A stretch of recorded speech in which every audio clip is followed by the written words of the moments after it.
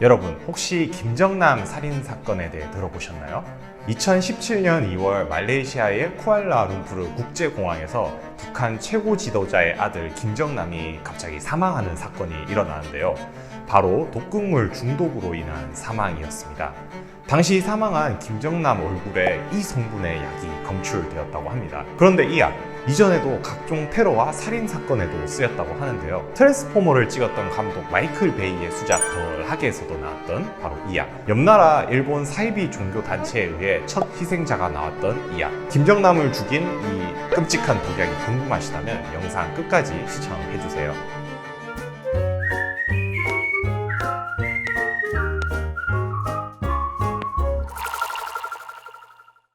안녕하세요.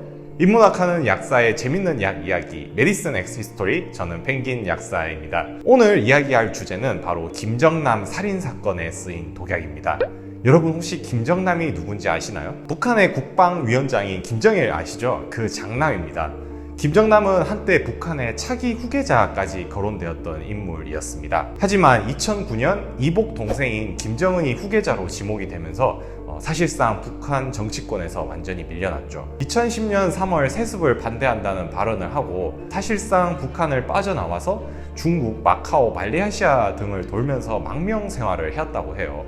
김정은이 보기에 이 김정남이라는 인물의 존재는 굉장히 눈에 가시거리였습니다. 그런데 이 김정남이 이 말레이시아 쿠알라룸푸르 국제공항에서 비행기를 타려다가 두 명의 여성이 다가와서 그의 얼굴에 기름 같은 이 끈적한 무슨 액체를 바른 채 사라집니다. 이 과정이 공항의 CCTV 영상에 그대로 찍혔죠. 그는 그 후에 갑자기 고통을 호소하고 이상 증세를 호소했는데요. 병원으로 이송되는 과정에서 발작을 일으키고 끝내 사망하게 됩니다. 나중에 이 범행을 저지른 용의자 2명을 검거를 하게 되는데요. 한 명은 인도네시아 여성 시티 아이샤와 또 한 명은 베트남 여성 배우 도안 티흐엉이었습니다. 범행을 저지른 이유가 굉장히 희한한데요.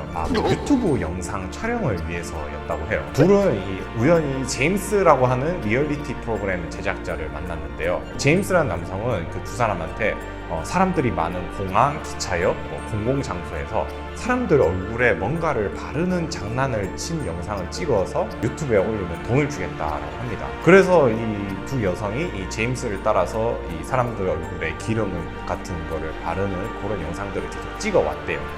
이번에도 이 공항에서 한 남성을 제임스가 이제 지목을 하면서 기름을 바르라고 시켰는데 두 여성은 그 사람이 김정남인 줄 모른 채 얼굴에 독약을 발랐죠. 나중에 이 제임스라는 남성은 이 북한인 리지우라는 사람으로 밝혀졌습니다. 김정남이 죽고 난 후에 이 조사를 하니 그 얼굴에 뭔가 끈적한 기름이 발라져 있었는데 조사 결과 이 물질은 현존하는 가장 끔찍한 화학 무기임이 밝혀졌죠. 북한 정권의 차기 후계자까지 지목되었었던 그 김정남이라는 인물을 살해한 이 끔찍한 암살 무기. 이번 시간에 저희가 이야기할 약은 바로 화학 무기 VX입니다.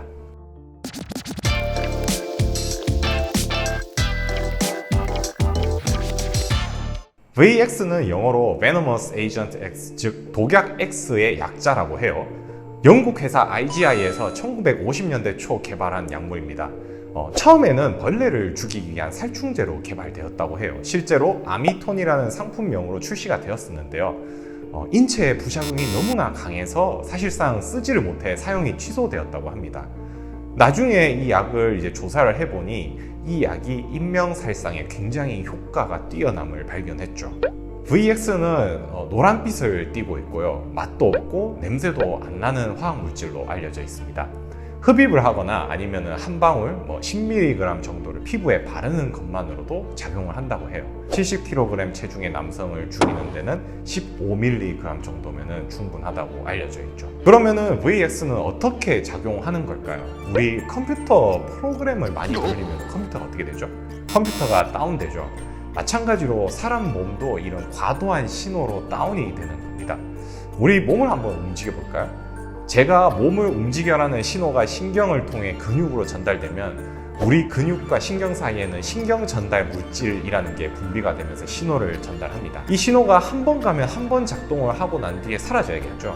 그런데 이 VX 약물이 작동하면 이 신호 한 번에 근육이 100번, 1000번, 10,000번 끝없이 반응하게 됩니다.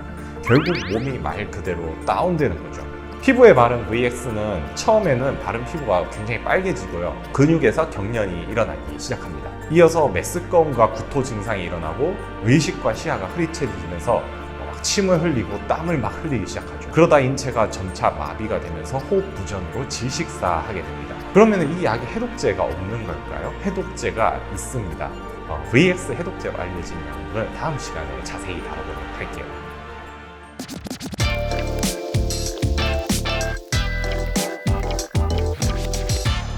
여러분, 영화 더 락 보셨나요? 트랜스포머 시리즈를 제작했던 마이클 베이 감독의 작품입니다. 숀 코네리, 에드 해리스가 출연했고 내셔널 트레저, 고스트 라이더로 유명한 우리 니콜라스 케이지 주연의 액션 영화죠.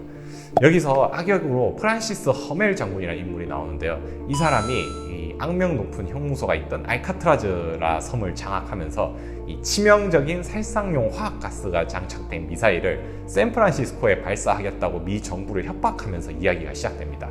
이때 허멜 장군이 쏘겠다고 협박한 살상 무기가 바로 VX였습니다. 영화상에서 우리가 이제 VX를 볼 수 있는데요. 거기에 나오는 VX는 이 재미를 위해서 약간 각색이 되었었죠.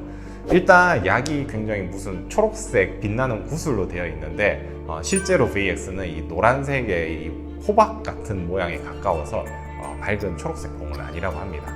그리고 영화 중간에 약에 노출된 군인의 얼굴이 막 녹으면서 사람이 사망하는 장면이 나오는데요.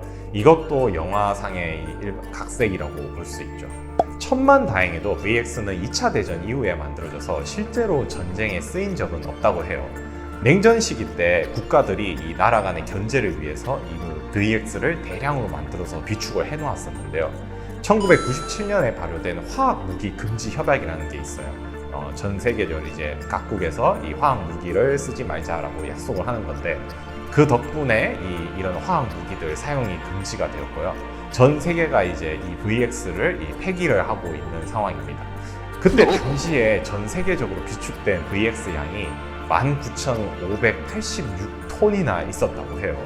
만일 하나 이 세계 3차 대전이 일어나가지고 이런 화학무기들이 실제 전쟁에 쓰였다면은 굉장히 많은 인명살상이 일어났었겠죠.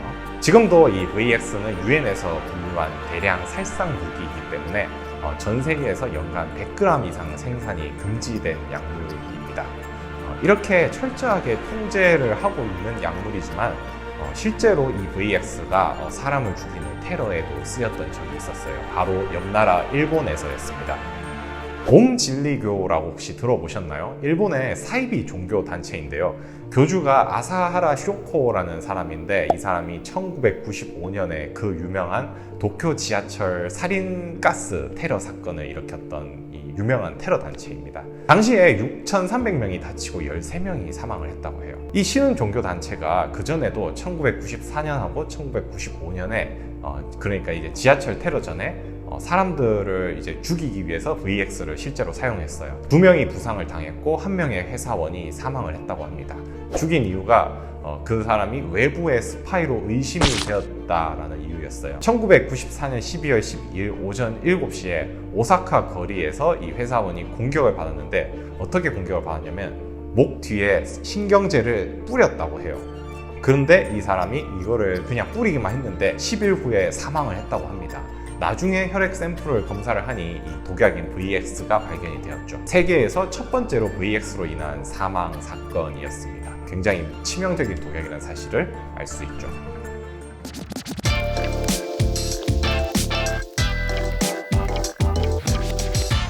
네, 지금까지 김정남을 죽인 이런 치명적인 독약 VX에 대해서 알아보았습니다. 몰래카메라 촬영인 줄 알고 두 여성이 이제 장난을 쳤는데 알고 보니까 본인들이 이 계획적인 암살 사건에 이제 연루되었다는 사실을 알게 되다니 정말 좀 소름 끼치는 것 같아요. 요즘 유튜브를 보면은 이런 유튜브 구독자 수를 위해서 굉장히 선 넘는 장난을 치는 분들이 요즘 많으신데 본의 아니게 범죄자가 될 수 있다는 사실 좀 염두에 두시면 좋겠습니다. 이번 영상은 여기까지였고요. 다음 시간에는 더 재밌는 약 이야기로 여러분들께 찾아뵙겠습니다. 영상이 유익하셨다면 좋아요와 구독 눌러주세요. 큰 힘이 됩니다. 지금까지 인문학하는 약사 펭귄 약사의 메디슨 엑스피스토리였습니다. 감사합니다.